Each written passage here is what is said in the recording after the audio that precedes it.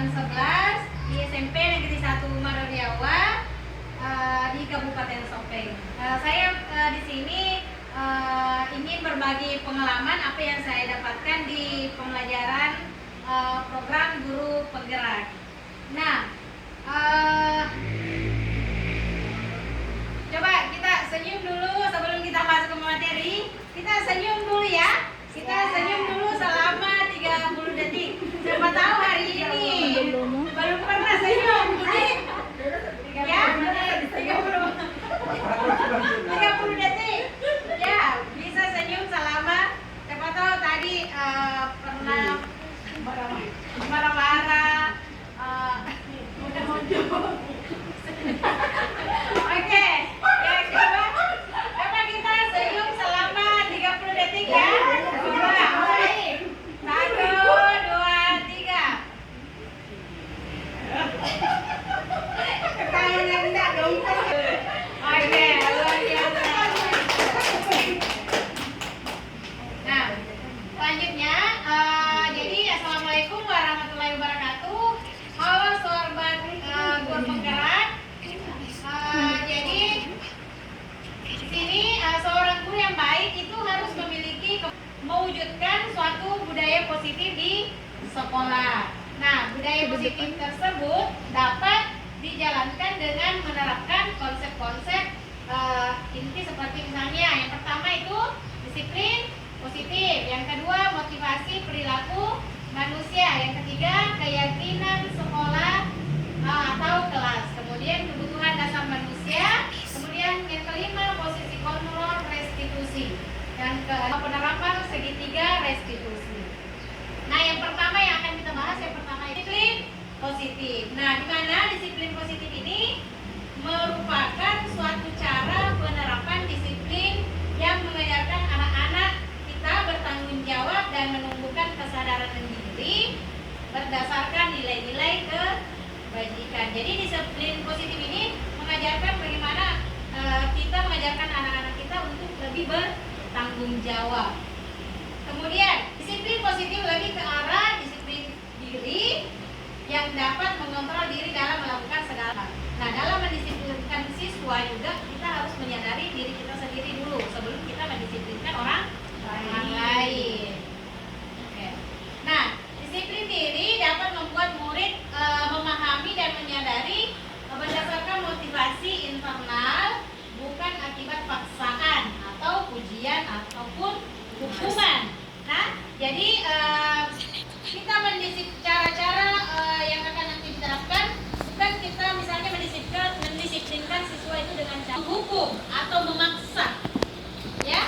Nah, kemudian di sini ada 6 karakter dalam profil pelajar Pancasila yang kita tahu bersama, yaitu beriman, bertakwa kepada Tuhan Yang Maha Esa dan berakhlak mulia. Kemudian mandiri, berbinekaan global, bergotong royong, kreatif dan bernalar kritis. Nah, di sini yang kedua tadi motivasi perilaku manusia. Nah, di sini ada 3 perilaku motivasi perilaku manusia. Yang pertama yaitu kenyamanan atau hukuman. Kemudian untuk mendapatkan imbalan atau penghargaan dari diri orang lain. Kemudian untuk menjadi orang yang mereka inginkan dan nilai-nilai yang mereka percaya. Nah, di antara ketiga motivasi perilaku manusia ini, yang mana menurut Bapak Ibu yang paling tepat? Ya, silakan Ibu Eni. Terima kasih. Menurut saya Bisa berdiri mungkin? Ya. Bisa agak di sini. Menurut saya dari ketiga motivasi tersebut yang paling utama atau yang sebaiknya terjadi adalah yang ketiga, karena itu bukan merupakan pengaruh dari luar tapi melainkan dari diri sendiri. Terima kasih. Ya, jadi itu merupakan motivasi perilaku manusia yang paling tepat untuk menjadi orang yang mereka inginkan dan menghargai diri sendiri. Jangan kita melakukan sesuatu ketika hanya untuk menghindari hukuman atau hanya mau memperoleh perhatian atau pujian.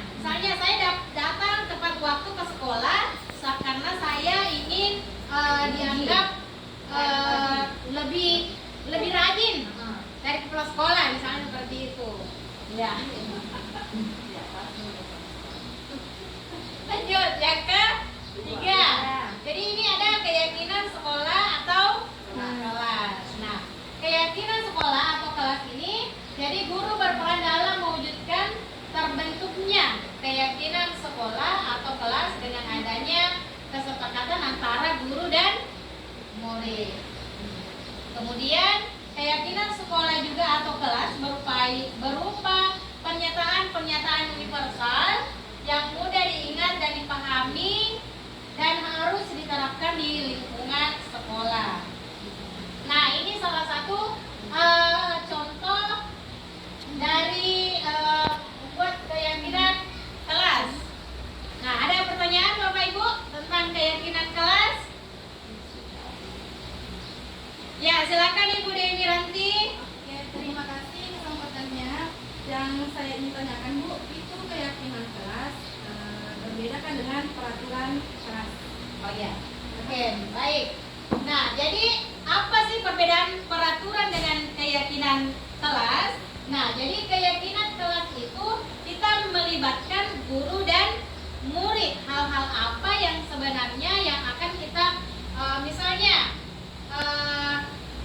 apalagi namanya saling menghargai, terus sepakat dengan siswa dan guru bagaimana konsekuensi ketika kita melanggar keyakinan kelas. Kita berkolaborasi istilahnya dengan siswa untuk menyusun suatu keyakinan kelas. Beda dengan peraturan kelas. Kalau peraturan kelas itu terkadang kita sendiri guru yang membuat peraturan, misalnya hari Senin misalnya memakai pakaian hitam apalagi namanya putih biru. Nah, ketika tidak memakai pakaian putih biru akan mendapatkan hukuman seperti ini. Nah, itu lebih ke apalagi namanya sikap kita sebagai penghukum atau peraturan. Beda dengan keyakinan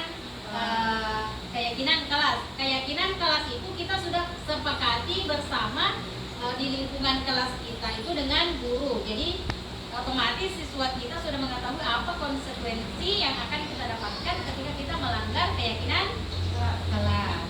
Bisa ditambahkan Bu? Ya, silakan. Kalau tadi yang Mbak Bisa berdiri mungkin Bu. terima kasih Bu. Terima kasih Bu. Bisa berdiri.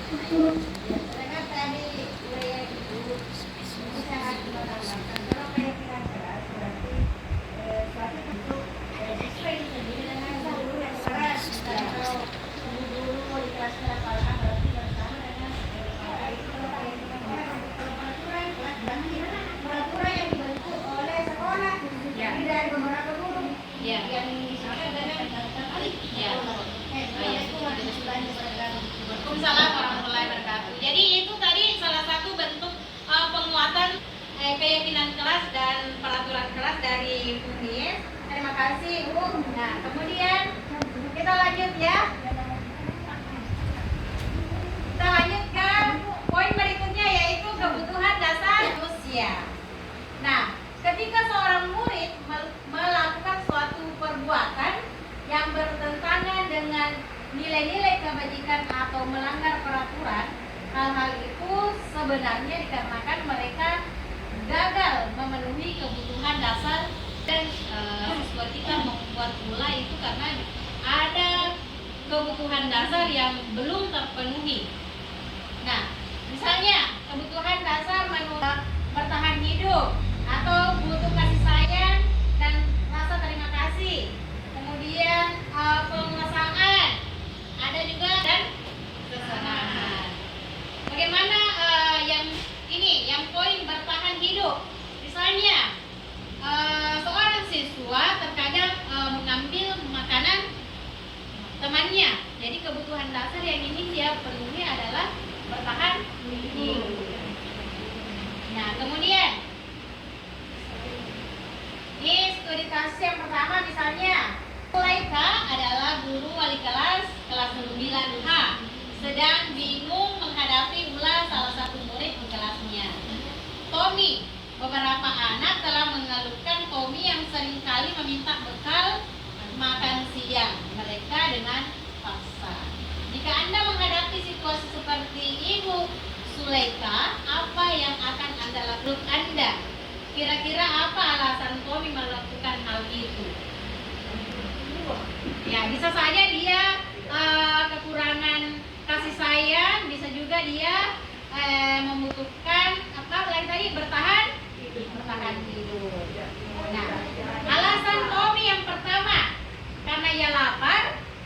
sedang membawakannya bekal makan siang, maka kebutuhan dasar yang sedang berusaha dipenuhi oleh Tommy ini adalah kebutuhan untuk bertahan hidup.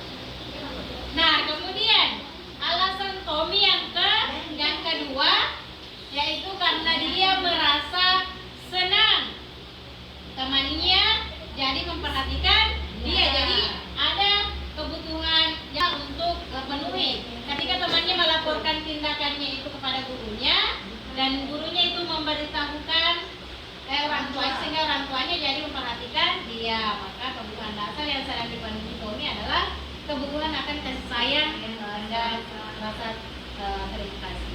Nah, terkadang memang siswa kita itu suka cari-cari perhatian ya, karena dia mungkin kamu di rumah butuh kasih sayang yang mungkin di rumah mungkin tidak terlalu diperhatikan oleh orang tua. Terkadang memang kita juga sebagai orang tua, terkadang kita terlalu sibuk dengan aktivitas bekerja seperti halnya saya yang terlalu sibuk di luar, jadi terkadang saya kurang memberikan kasih sayang terhadap anak saya.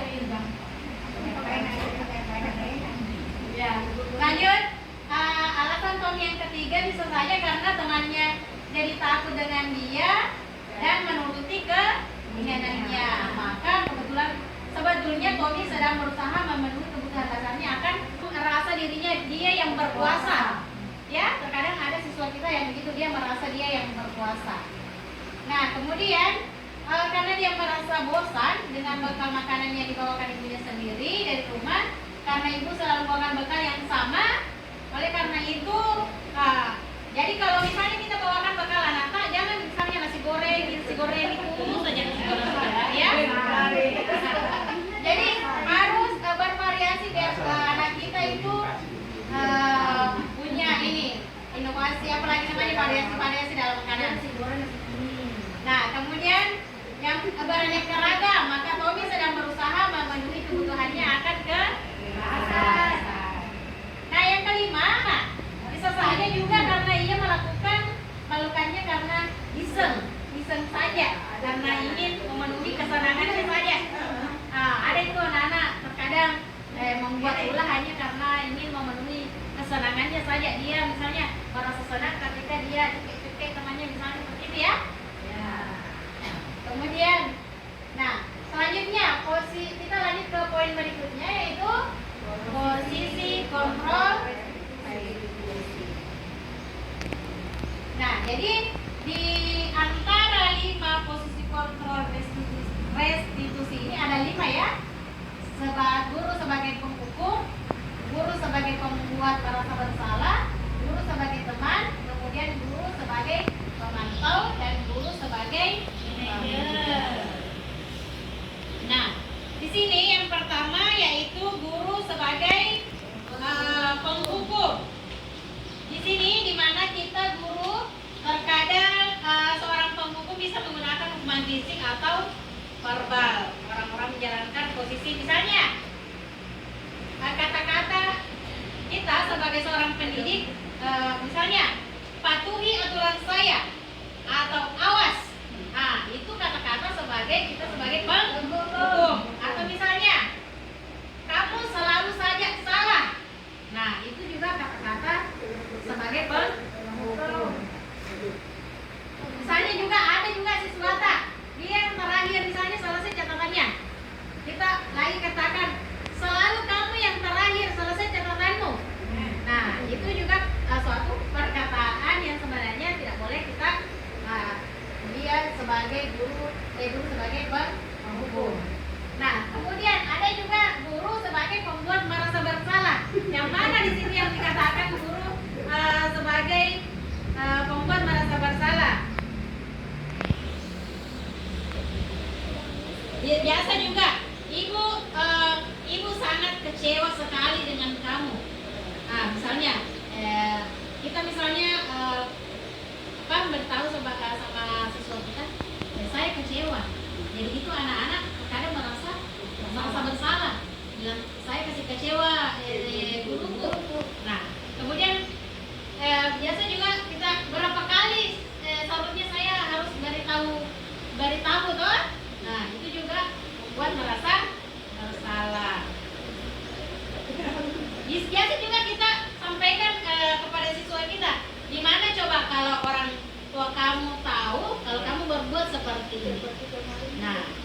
gitu ya.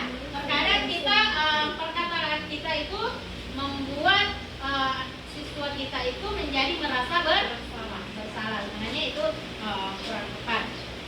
Nah, kemudian kadang juga guru memposisikan dirinya sebagai teman. Nah, di mana posisi teman ini dapat berdampak negatif dan ataupun positif.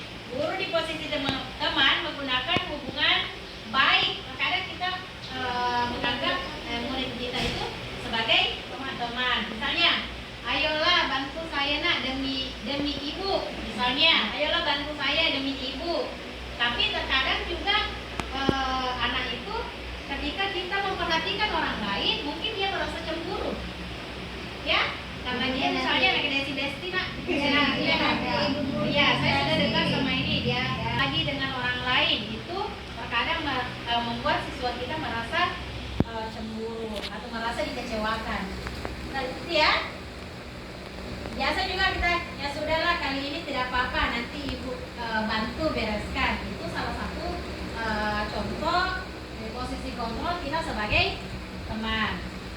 Nah, sebagai pemantau. Nah, bagaimana lagi ketika kita guru sebagai memantau atau mengawasi? Jadi pada saat kita mengawasi, kita bertanggung jawab atas perilaku orang-orang yang kita awasi. Misalnya disiplin sekolah kita itu ada misalnya apa lagi namanya, harus memakai sepatu hitam. Jadi tugas kita memantau siswa kita siapa-siapa yang melanggar, ya. Jadi memantau siapa yang melanggar, kita beri hukuman. Misalnya kita memberikan sanksi atau konsekuensi terhadap siswa kita yang melanggar. Misalnya kita bertanya, peraturannya apa? Nah, jadi bisa mengatakan saya lupa bu atau apa ya, itu sebagai kita sebagai guru pemantau. Misalnya apa yang telah kamu lakukan? Nah, itu ya.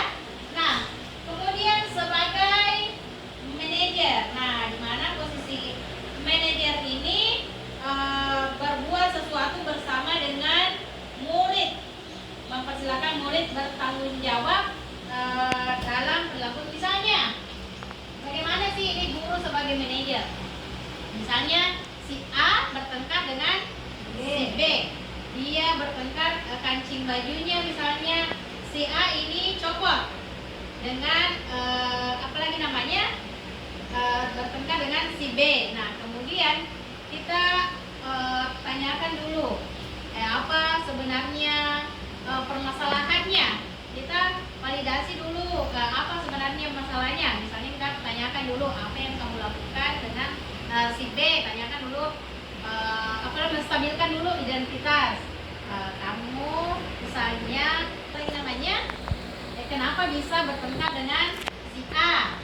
Nah, kemudian kita memberikan kayak misalnya saya juga misalnya ketika saya di posisi, kita memposisikan diri kita itu sebagai siswa, misalnya siapa yang tadi yang apa namanya yang dibuka kancingnya, ya si A.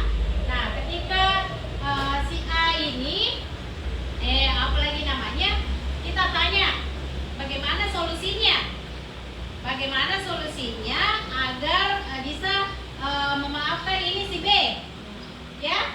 Nah, jadi misalnya dia mau menggantikan atau menjahitkan kembali kancing baju si A. Jadi kita di sini lebih mengajarkan murid atau siswa kita untuk lebih bertanggung jawab atas apa yang dia lakukan, ya. Nah, kemudian di sini ada posisi kontrol restitusi, di mana kelima kontrol tersebut sebaiknya seorang guru menggunakan posisi kontrol sebagai manajer, gitu ya.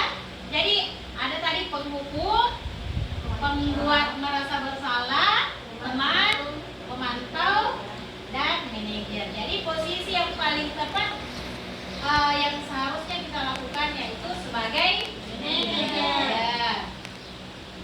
Boleh bertanya? Ya, silakan.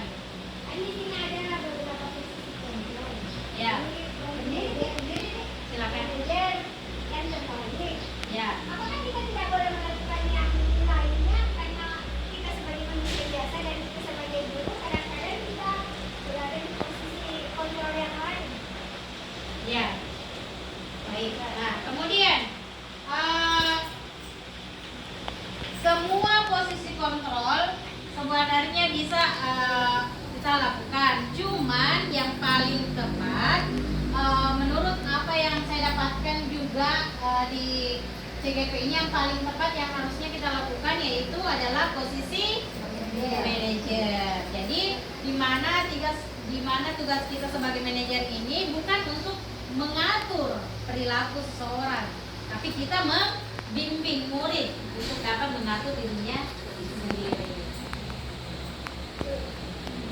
Nah, tapi terkadang kita juga sebagai guru terkadang kita lepas kontrol ya. Ketika kita menghadapi ya yang namanya manusia biasa. Tapi saya di sini mengajak Bapak Ibu bagaimana kita menyadari kesalahan-kesalahan apa yang telah kita kemarin saya sebenarnya waktu belajar ini sebenarnya kita juga merasa tertampar ya, karena ternyata apa yang kita lakukan selama ini itu ternyata salah. Nah, kemudian jadi sebagai manajer ini guru dapat berbuat sesuatu bersama murid, mempersilahkan murid bertanggung jawab dan mendukung murid agar dapat menemukan solusi. Nah, bagaimana kita cara? Nah, ada bisa kita terapkan yang namanya segitiga restitusi. Nah, di tahapan dalam restitusi ini ada 3, yaitu menstabilkan identitas, kemudian validasi tindakan yang salah, kemudian menanyakan keyakinan. Apa itu Bu? Bagaimana? Menstabilkan identitas yang mana nih? Menstabilkan identitas itu misalnya saya Nugi, Ibu dengar dari Ibu Sarlina misalnya kalau kita sering terlambat datang ke sekolah. Tuh salah satu contoh kita menstabilkan dulu identitas siapa nama-nama siswa kita, misalnya kita dapat informasinya juga dari mana. Menstabilkan identitas. Nah, menstabilkan identitas ini dilakukan berdasarkan prinsip bahwa membuat kesalahan adalah bagian dari proses pembelajaran yang nantinya akan menggeser identitas gagal ke arah identitas sukses. Kemudian ketika menstabilkan identitas, kita dapat mengatakan berbuat salah itu hal yang manusiawi. Nah, misalnya tidak ada manusia yang sempurna, kita pasti bisa menyelesaikan permasalahan ini. Misalnya ada siswa kita yang sering terlambat ya misalnya kita semua manusia itu pernah berbuat salah. Misalnya ibu juga dulu mungkin sering terlambat. Nah, jadi yang kemudian kita menyelesaikan permasalahan ini tidak tertarik untuk mencari tahu siapa yang benar dan siapa sebenarnya yang salah. Itu lebih tertarik untuk menyelesaikan masalah. Mencari dulu apa penyebabnya sebenarnya.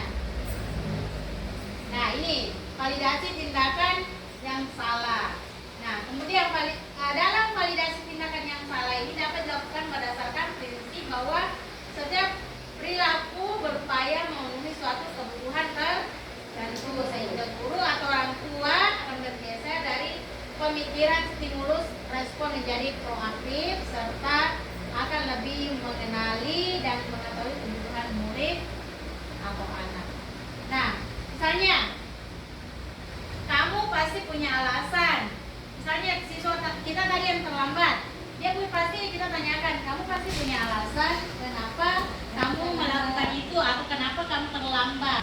Apakah hal itu berdampak positif untuk kamu kalau kamu sering terlambat, misalnya seperti itu ya. Nah, ya. Nah, misalnya maukah kamu merubah, misalnya tadi yang terlambat itu bisa juga kita tanyakan, maukah kamu merubah perilaku agar tidak terlambat lagi.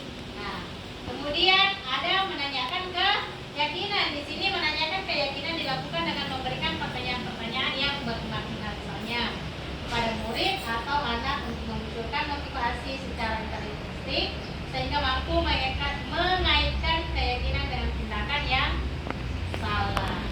Misalnya, ketika terlambat datang ke sekolah, keyakinan kelas yang mana yang kita langgar?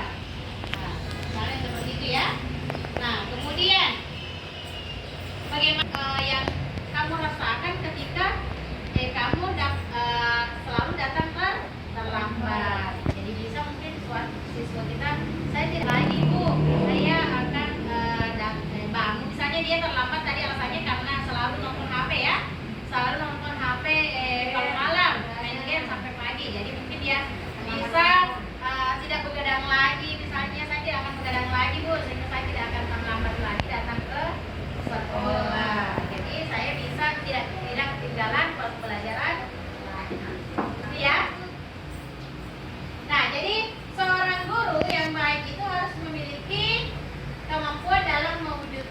budaya positif di sekolah, di mana budaya positif tersebut dapat dijalankan dengan menerapkan konsep-konsep. Silakan Ibu.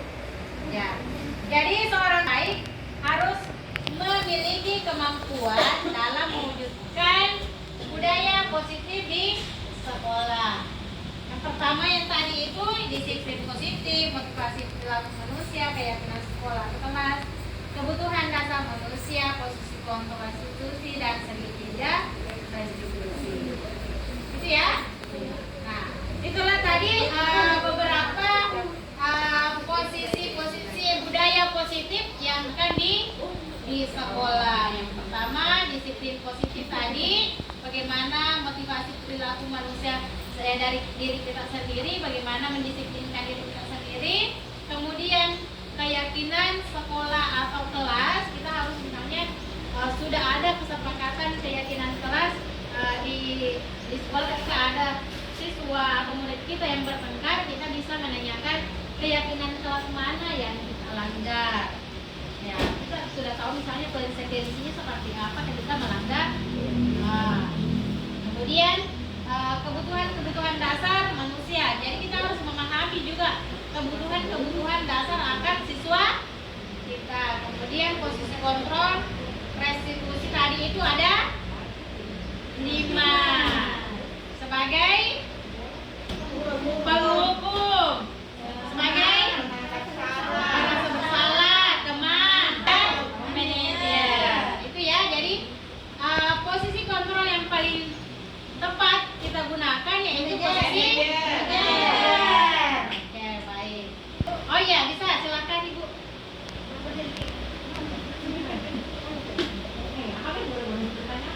Terima kasih Bu.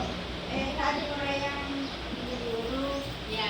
Jika seandainya ada siswa yang tidak pertanyaan saya, upaya-upaya apa yang dilakukan oleh seorang pendidik seandainya mendapatkan siswa ada yang terlambat, ada juga yang terlambat dengan masing-masing alasan-alasan yang berbeda. Langkah-langkah apa yang dilakukan oleh seorang guru sehingga siswa yang terlambat tidak ada lagi yang terlambat. Terima kasih.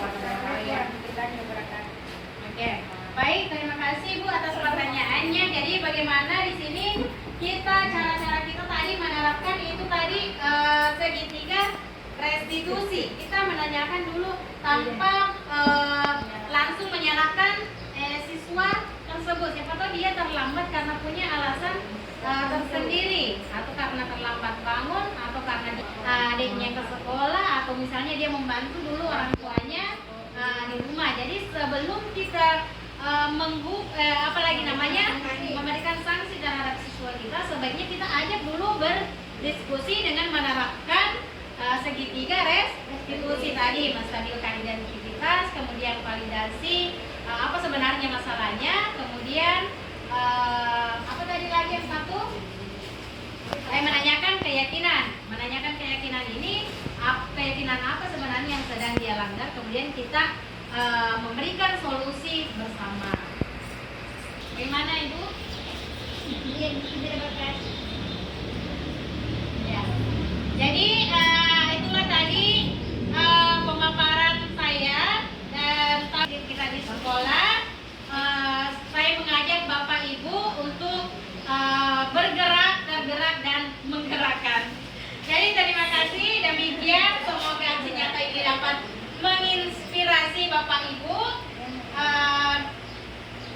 Akhir kata, semoga tergerak, lekas bergerak, dan mari kita menggerakkan.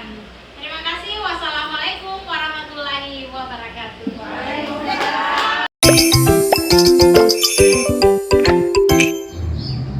Assalamualaikum warahmatullahi wabarakatuh. Saya Nuraini SPD, teman sejawat dari Ibu Ekawati SPD. Saya di sini ingin mengucapkan terima kasih kepada Ibu Ekawati SPD yang telah berbagi praktik baik tentang budaya positif. Alhamdulillah, setelah mengikuti diseminasi atau sosialisasi budaya positif, saya menerapkannya di kelas saya. Saya membuat keyakinan kelas bersama dengan peserta didik saya, melibatkan mereka dalam pembuatan keyakinan kelas. Alhamdulillah, setelah membuat keyakinan kelas, peserta didik saya lebih teratur karena mereka menyadari apa yang telah kami buat bersama. Selain itu, budaya positif lainnya, selain keyakinan kelas, saya juga mencoba menerapkan budaya positif lainnya seperti pada saat siswa saya mengalami masalah, saya mencoba menerapkan segitiga restitusi. Saya mulai dengan memperlihatkan identitas mereka, memvalidasi perasaan mereka, kemudian mengaitkan dengan keyakinan kelas yang telah kami buat, membuat mereka menyadari yang mana yang mereka langgar.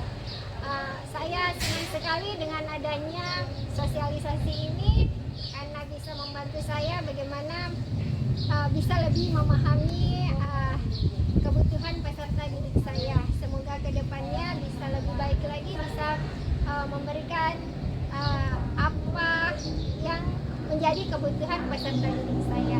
Sekian, terima kasih. Assalamualaikum warahmatullahi wabarakatuh.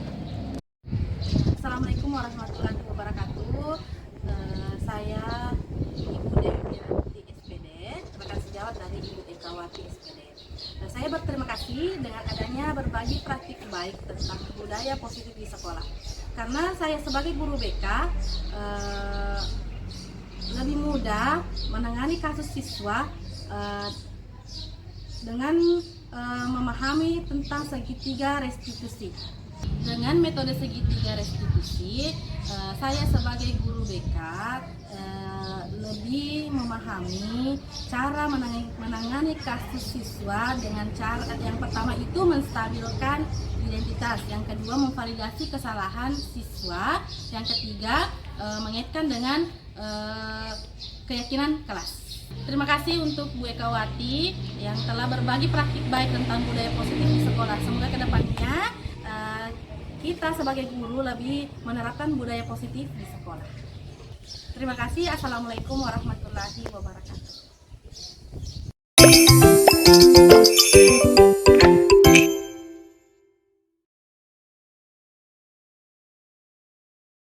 Assalamualaikum warahmatullahi wabarakatuh.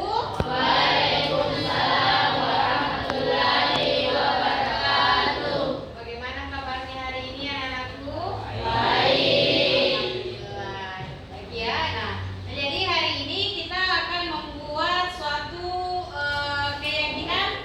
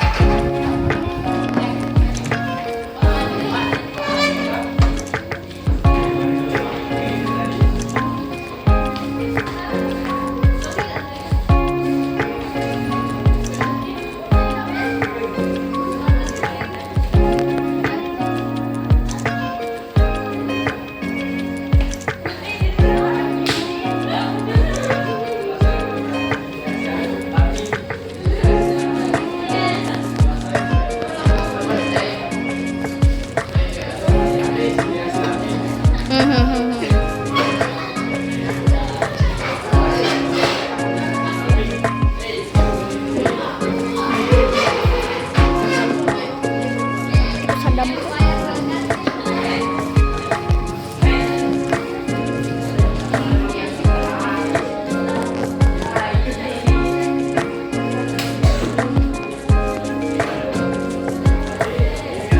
Handa lapur kantong. Oh ya sih.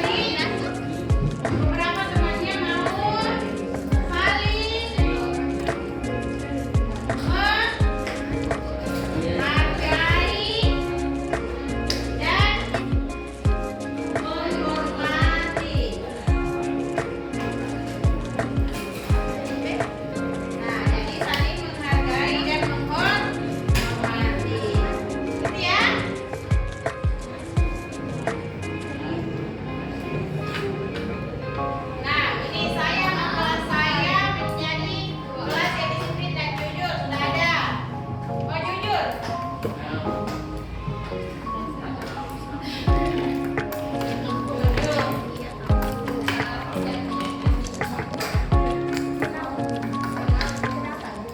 ini, saya mau kelas saya bertanggung jawab misalnya pengurus kelas. Nah, jadi pengurus kelas ini harus menyadari apa-apa yang menjadi tanggung jawabnya di kelas, ya. Nah, kemudian saya mau kelas saya menjadi kompak. Saya disiplin, bersih, saling menolong, masuk di dalam tadi saling menghargai dan menghormati. Saya ingin kelas saya disiplin dan jujur. Dan apa ini? Patuh sama guru, datang sekolah tepat waktu, menghormati guru dan seluruh warga sekolah. Ya, jadi di sini yang paling penting yang akan kita lakukan yaitu disiplin, bertanggung jawab, menjaga kebersihan, saling menghormati dan menghargai, dan kelima itu jujur. Itu udah dari kesimpulan dari keyakinan atau pendapat dari semua teman kita. Apakah kita bisa sepakat dengan keyakinan yang 5 ini? Sepakat? Sepakat ya? Sepakat? Sepakat? Oke, jadi yang pertama itu disiplin, bertanggung jawab, menjaga kebersihan, saling menghargai dan menghormati, dan jujur. Jadi kita sesama teman harus saling mengingatkan apa-apa yang sudah kita sepakati, gitu ya. Nah, paham kan aku? Oke. Jadi itulah tadi satu apalagi namanya suatu keyakinan kelas yang sudah kita sepakati bersama. Sudah berapa menit? 19. Nah, jadi sudah sepakat semua ya? Sudah sepakat semua di sini? Bisa kita terapkan dalam diri kita sendiri? Bisa ya? Bisa? Oke, ingat ya, mulai besok atau mulai hari ini kita akan menerapkan keyakinan kelas yang sudah kita sepakati bersama.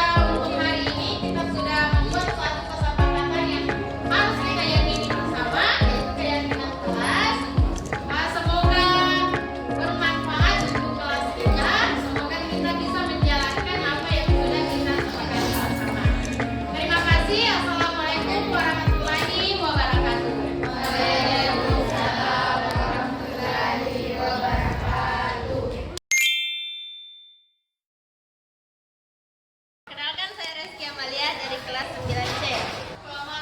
Perkenalkan, saya Nur Samsia dari kelas 9C. Perkenalkan, nama saya Adel dari kelas 9C. Sangat penting. Sangat penting. Sangat penting